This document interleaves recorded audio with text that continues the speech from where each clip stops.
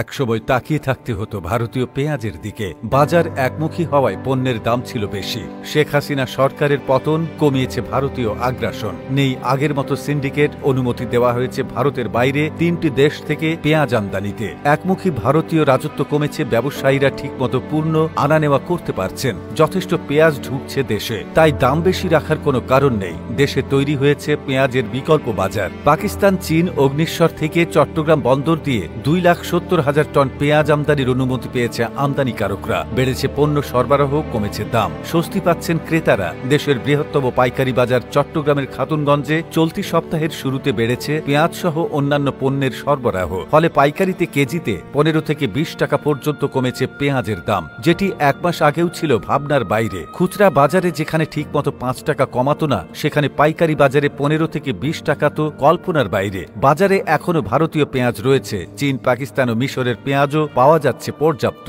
দেশে আমদানি করা ভারতীয় পেঁয়াজ বিক্রি হচ্ছে 100 টাকা, কেজির দাম 70 থেকে 75 টাকা। আর পাকিস্তানি পেঁয়াজ পাইকারিতে মিলছে 85 থেকে 90 টাকায়। মাঝে বৃহত্তর চট্টগ্রামে আকস্মিক বন্যায় পরিবহন সংকটে পেঁয়াজের দাম 1 লাখের বেশি টাকা পর্যন্ত বেড়ে গিয়েছিল। সেই সংকট কাটিয়ে উঠেছেন ব্যবসায়ীরা। একজন ব্যবসায়ী বলেন, এখন সরবরাহ আগের তুলনায় অনেক ভালো। বাজারে মিশর, পাকিস্তান ও ইন্ডিয়ান পেঁয়াজ রয়েছে। ভারতীয় পেঁয়াজ আগে থেকে ছিল, এখন আমাদের ঘাটতি কম। পর্যাপ্ত পণ্য থাকলে দাম বেশি লাগার কোনো কারণ নেই। এদিকে ভারতীয় পেঁয়াজ আমদানির খরচে বেশি হওয়ায় বিকল্প দেশ হিসেবে চীন, পাকিস্তান ও মিশর থেকে চট্টগ্রাম বন্দর দিয়ে 2,70,000 টন পেঁয়াজ আমদানির অনুমতি পেয়েছে ব্যবসায়ীরা। দ্রুত সময়ে এসব পেঁয়াজ বাজারে আসলে দাম আরও কমে আসবে বলছেন আমদানিকারক ও ব্যবসায়ীরা। সবার জন্য ইতিবাচক বলে মনে করছে সংশ্লিষ্টরা। বাজারে পেঁয়াজের দাম কমলেও সপ্তাহের শুরুতে কেজিতে 8 থেকে 10 টাকা পর্যন্ত বেড়েছে রসুনের দাম, তবে স্থিতিশীল রয়েছে। জাতীয় পণ্য ব্যবসায়ী নেতারা বলছেন, এতদিন পর বড় গ্রুপগুলো পণ্য আমদানির সুযোগ পেত।